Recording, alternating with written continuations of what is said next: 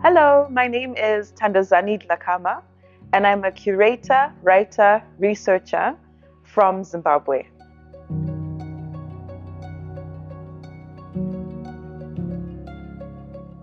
My role as an advisor is actually more of a mentoring one, where I get to spend a little bit of time with, each cohort of fellows, read through their proposals and help them to uh, work out where they want to go with either it's a publication or an exhibition. It's quite enjoyable for me to see how they're thinking through different projects and offer my opinion and my guidance sometimes, or just a critical voice. And, they can take it or leave it. But it's really quite an honor to be able to walk alongside the fellows and be a small part of the projects that they're working on.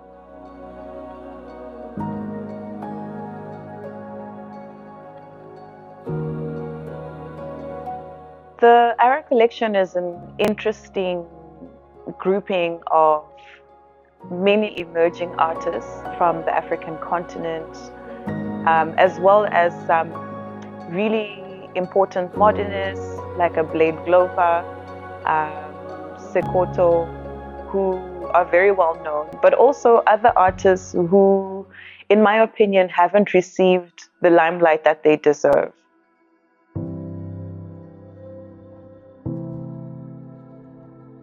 When I first saw the ARAK Collection, I was quite blown away, just because there's a big difference between seeing a bunch of thumbnails or images online to when you get to experience the work in person.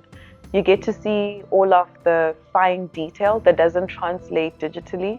You get to think about the materiality, and you get to see the expanse. There's something magical that happens when you actually engage with the work physically. And of course, I've always known that it's quite an extensive collection, but when you see it all in one place, or most of it in one place, you really get an idea of the breadth of the collection, which is quite exciting. You also get to understand the progression of some of the artists, because some of the works were collected earlier and then expanded. And so you also get to understand how artists' styles have changed over time when you look at certain elements of the collection.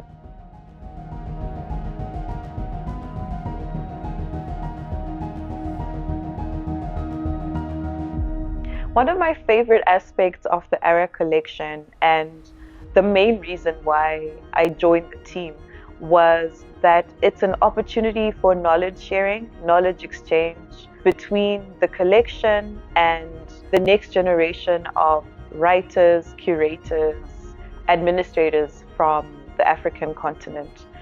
And what I love about the fellowship is that it allows for a deeper engagement with the important works in the collection.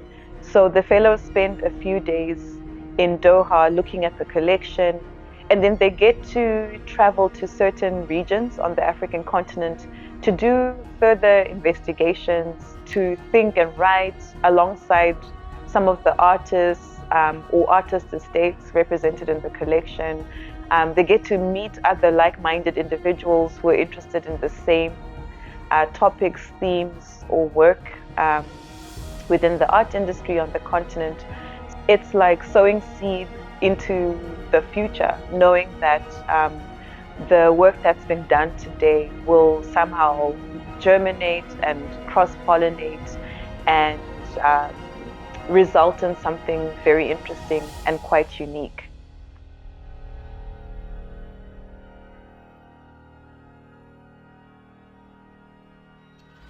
There are many interesting writing intensives and workshops in different parts of the African continent. One of my favorite things about the ARAK collection is the writing workshop that takes place in different cities and countries. Each one contributes to a different local art ecosystem, and they've had some in Windhoek, Namibia, in Johannesburg, South Africa. There's going to be one in Harare, Zimbabwe. They shift things within the art ecosystem of wherever they're held, and they encourage, the next generation of art writers and art critics. And so I think that they're really, really special. The workshops also usually include studio visits and other deeper engagements within the local art scene.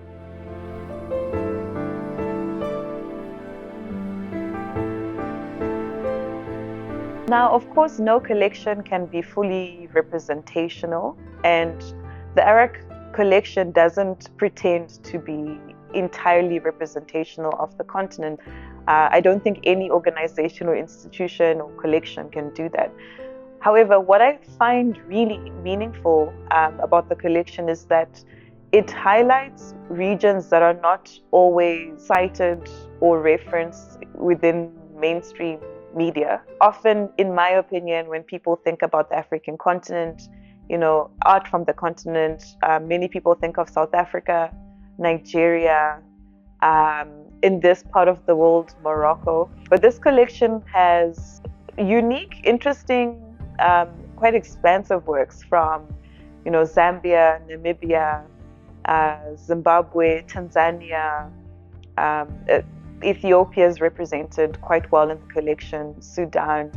And I like the fact that it doesn't kind of bow to the market. You can see that the collecting strategy has been to investigate spaces, regions, artists that are not always on the mainstream or haven't always had the space that they deserve.